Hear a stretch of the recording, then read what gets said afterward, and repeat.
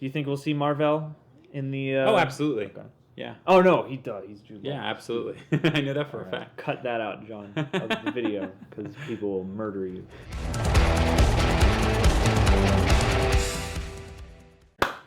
What's up, Reject Nation? John.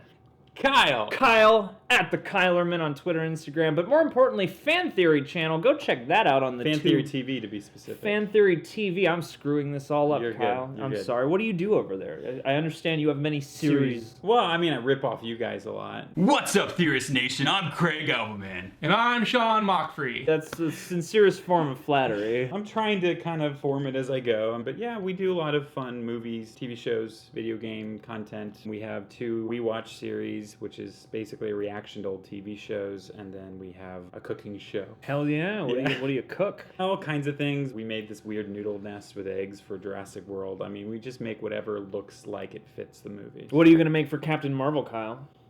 We haven't gotten there yet. Well, you best start thinking about it, because we've got a Captain Marvel related video right here, right now. Probably something with stars and protein. Okay, so like a starfish on top of a steak. There you go. All right. So we're going to check out 10 theories about Captain Marvel's future in the Marvel Cinematic Universe.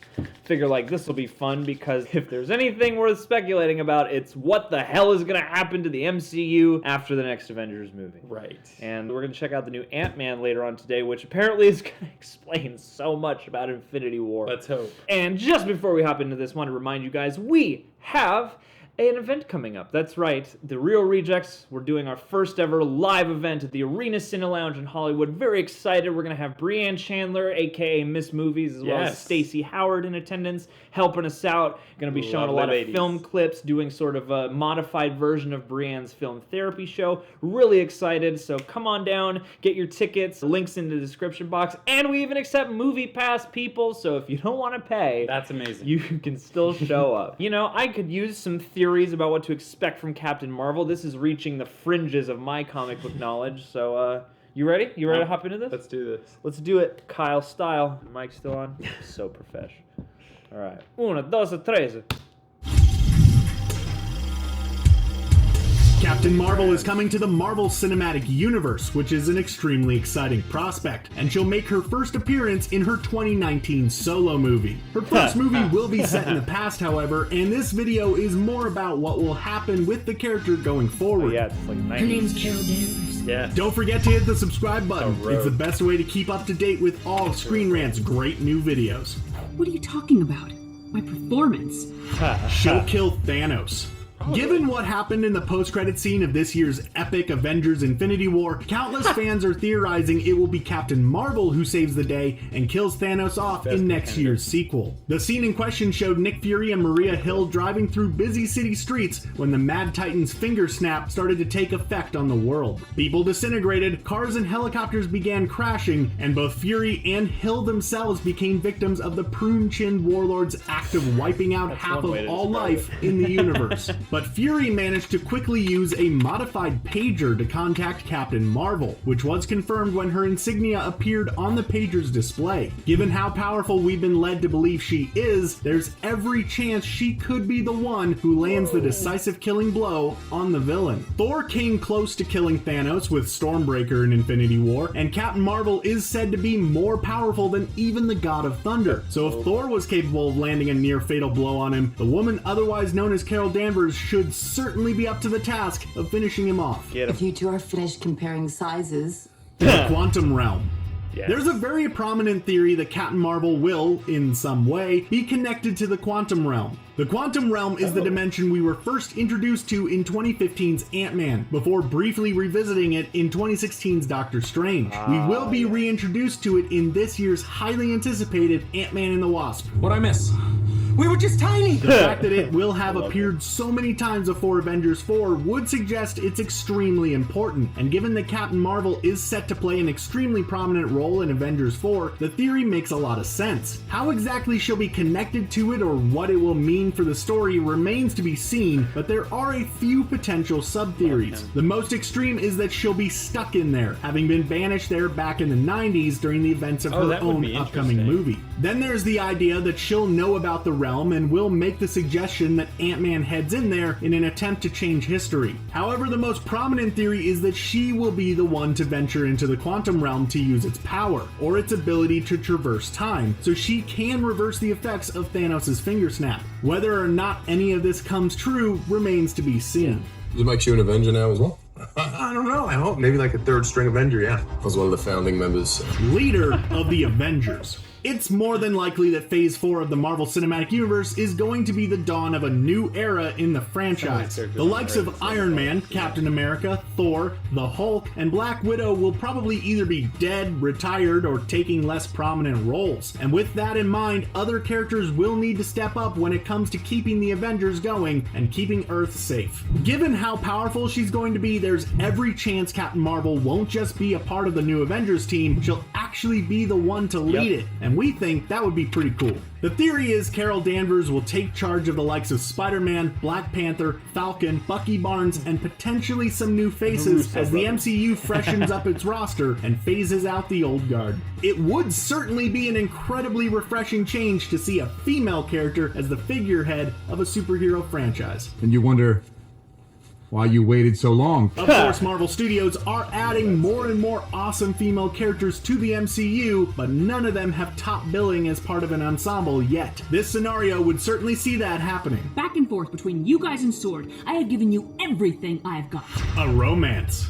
In the comic books, Carol Danvers has had romantic relationships with a number of different characters over the years, some of which are too interesting to ignore on the big screen. Whoa. And this theory suggests at least one of them will be depicted in the future of the MCU. One of those characters is Mar-Vell, who is otherwise known as Dr. Walter Lawson, and he'll be played by Jude Law in Captain Marvel's Solo movie. Law's character is set to take the role of Danvers' mentor in the MCU, which probably rules out a romance between the two. And that movie takes place in the 90s anyways, meaning it isn't part of Danvers' future, which is what we're discussing here. Other characters she's been involved with include the psychiatrist Dr. Michael Barnett, CIA agent Michael Rossi, restaurant owner William Wagner, and even the villainous Hyperion in one timeline. The most interesting, however, was her romance with James Rhodes, which came when she was using the Captain Marvel name. Rhodey is, of course, played by the brilliant Don Cheadle in the MCU, and a relationship between him and Brie Larson's Danvers would certainly be intriguing. Thank you for that. In spite of the 25-year age difference between the two actors. Hopefully you can save my life a lot more in the future. She'll unleash her binary powers.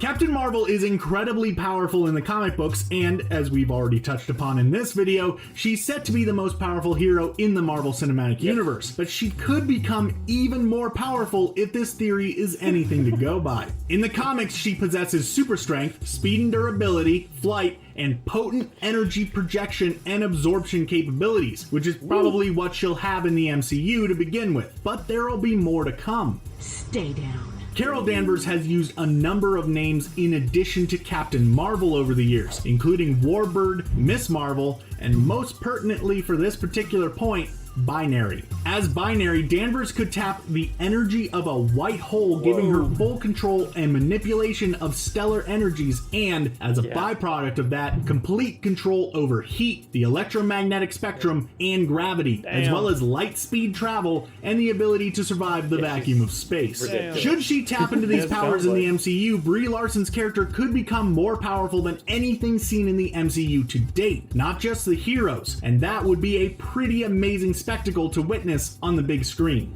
And that way, it might be really good. Wow. The Guardians of the Galaxy.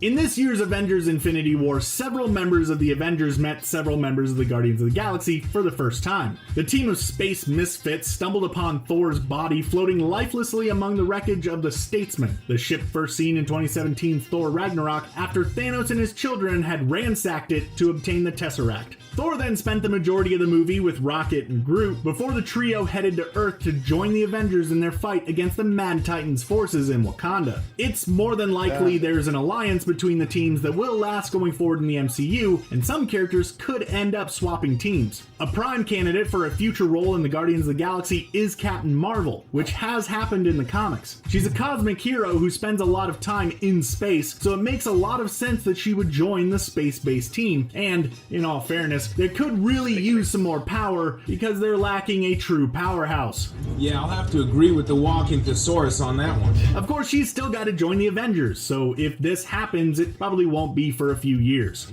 Knock it off, both of you. She'll create a new team. Like the previous theory of her potentially joining the Guardians of the Galaxy, this theory would take a few years to come to fruition, as she hasn't even joined the Avengers yet. But it's the theory that Captain Marvel will create a new team to lead in the MCU. Some of the other teams Carol Danvers has been a member of in the comics include A-Force, Alpha Flight, and the Starjammers, all of which would be exciting additions to the live-action franchise. With so many cosmic threats in the MCU of late, the universe could do with a few more heroic groups watching out for it. Sure, the Avengers keep tabs on Earth, and the Guardians of the Galaxy are always on the lookout for trouble in the cosmos, but the more teams backing them up, the better. Now, Carol Danvers is a born leader, but both of the Avengers and the Guardians have a number of characters capable of leading a team without her. Should she set up a live-action version of A-Force, Alpha Flight, or the Starjammers, for example, the MCU would be better equipped to deal with any given threats that occur at any given time. The Skrull secret invasion, the Annihilation Wave, or another villain getting their hands on the Infinity Gauntlet, for instance.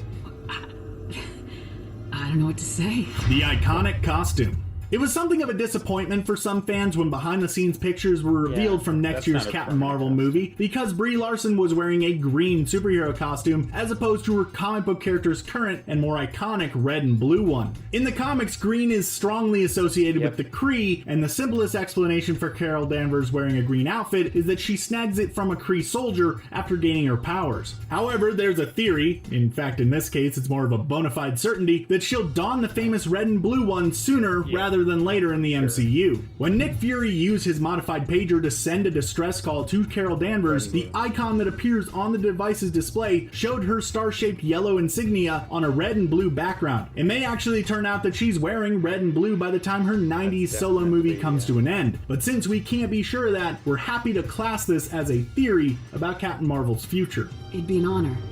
Thank you. She'll get a trilogy. If the future importance of Captain Marvel to the Marvel Cinematic Universe is as huge as we think it's going to be, then this theory is certain to come true. And it's the theory that Brie Larson's character will get her own trilogy of movies in the franchise. The only characters to get trilogies in the MCU to date are the flagship male trio of Iron Man, Captain America, and Thor. So a female character getting one would be a huge step forward in terms of diversifying the franchise. To date, all three of these existing trilogies have had their ups and downs. None of them have been consistently brilliant. 2008's Iron Man was great, with 2010's Iron Man 2 and 2013's Iron Man 3 failing to live up to their predecessor. 2011's Thor was passable, and 2013's Thor: The Dark World was forgettable. 2017's Thor: Ragnarok, however, was epic and hilarious. And 2011's Captain America: The First Avenger, while underrated, was underwhelming. 2014's Captain America: The Winter Soldier, however, was absolutely fantastic, and 2016's Captain America: Civil War was a fun, action-packed ensemble. Hopefully next year's Captain Marvel movie kicks off a flawless trilogy that puts those that came before it to shame. Don't hurt the face, I'm an actor. And that's the end of our video. Did you enjoy it? What do you think will happen in Captain Marvel's MCU future? Let us know your thoughts in the comment section below. And don't forget to like, share, and subscribe to Screen Rant for more great videos like this one. Bye for now. This video looks like it took a long time to make. Yes, it did. Yeah. Which, I mean, first off, I just want to give them some props, because, like, the amount of footage sourcing and stuff like that, little moments they gotta know are gonna fit for this 5-second quip to move things along, like, top notch. Well done, guys. Videos like that for a single person might take a month. Yeah. I like this little list that we've got here. So she'll kill Thanos. I think that's not necessarily what's going to happen, mostly because I think everyone expects it. Yeah, that's what I was going to say. And the MCU has now Marvel kind of made it known that they're going to try everything in their power to make it unpredictable as much as they can. So it makes sense that she would kill Thanos because she's definitely up to the challenge. That's all I keep hearing about her is that she's so powerful. She is. And she's the only one who can make it happen. She is. I feel like whatever direction they take it in will probably not be as simple as, oh, she's going to show up and like punch him really hard or something. Or blast him with some energy. What I think is so crazy and interesting about her character is that she grew up on Earth, at least originally. And then most of her character exists inside the cosmic realm. I feel like that's part of the thing that draws me to like the things I've learned about Captain Marvel. That's one of the most interesting to me. Yeah, so she grew up on Earth as a human without powers, and then this one thing happens, and the next thing you know, All Might gives her a strand of hair, and then she's got one for all. That's exactly correct.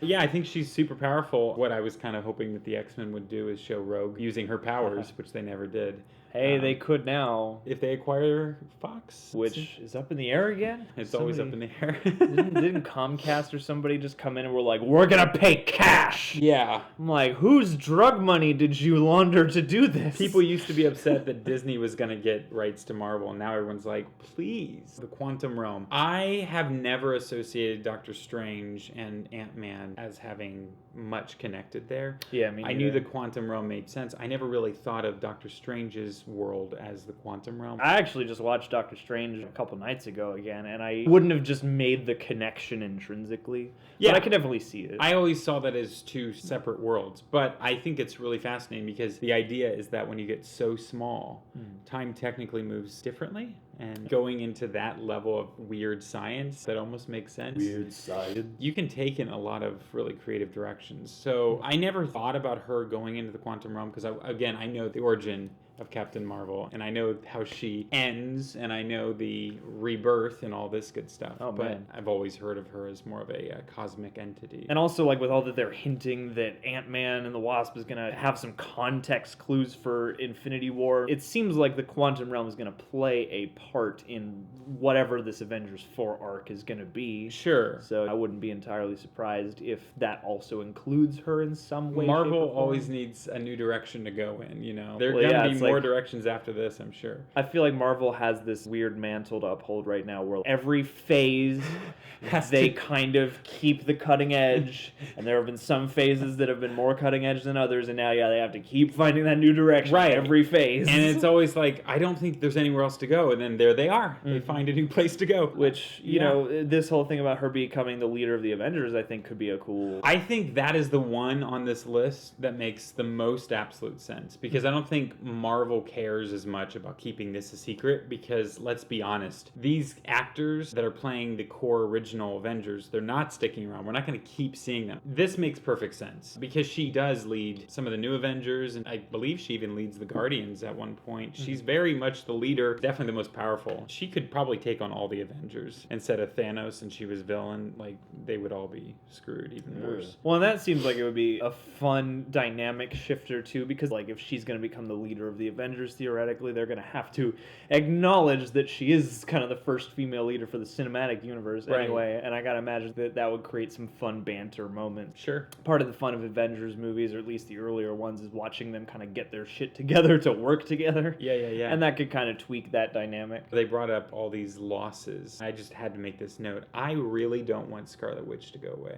Me neither, and I feel like she I'm just not ready got a for chance her. to shine. Yeah, I'm not ready for her to go away just yet. She'll be my rogue if they get rid of her this soon. Oh, that's right. And then they'll bring her back for like kind of Days of Future Past. And then you have to wait sort until of. the re-release, and then you'll kind of get like a cameo with her, and that'll be it. Was it worth it? Was it good? The road cut? I mean, you get 20 more minutes, but no, not really. Aww. I'm not sure if they're going to do the romance thing, mostly because we live in a modern day and age where they're trying to go finally down that route of feminism and empowerment and female strength and all that. So I don't think that they're going to necessarily do this. I mean, it is Marvel. They do like to hook up their characters and everything. Yeah, Black Widow has been a romantic interest for like half the Avengers.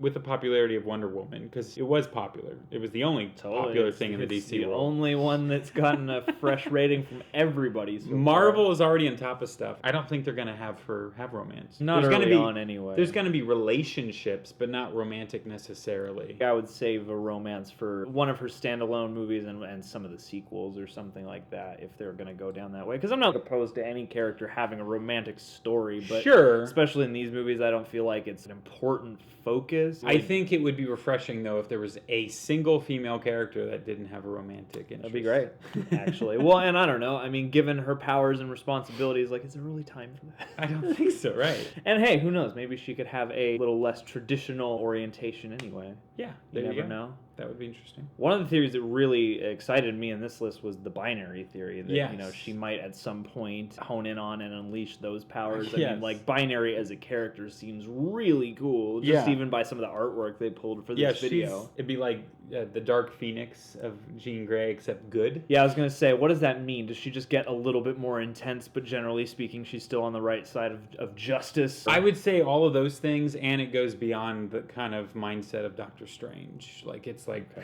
It's out there. More trippy and fluid and hard to define. See, that's the stuff that I really want to start seeing in these movies, especially the trippier, the more out there. Sure. Especially as we get into the metaphysical realms and the quantum realms and the space opera stuff. You know, we're not just saving Earth anymore. The Guardians of the Galaxy, okay, her forming with that makes perfect sense because they do want to go in the cosmic direction more than they have, more than just Guardians, like we were just saying, because she is part of their team as well at one point. And I think that would open the door, if Fox is acquired by Disney, that we could go and do the Fantastic Four, and we could do Galactus, which is a huge Marvel villain. Yeah. It's just hard to do so many of these movies and have the stakes always be that this person's going to destroy everything. But that is a big, big, big bad that I am very excited to see come to life someday. Yeah, the green costume, it's obviously associated with the Skrulls. It's St. Patrick's Day. Yes. That's what it is because it's St. Patrick's Day, and she's got to fight crime still. She's a big drinker. She wasn't in the comics, but they're going to change things up in the movies. Yeah, because she's probably got like a crazy metabolism, which means like she has to drink a ton before, you know, any effects even factor in. That sounds scientifically accurate. It's an educational program is what each movie is, really. I mean, Marvel's, it's like Sesame Street, but for grown adults. I guess. This is inner child entertainment.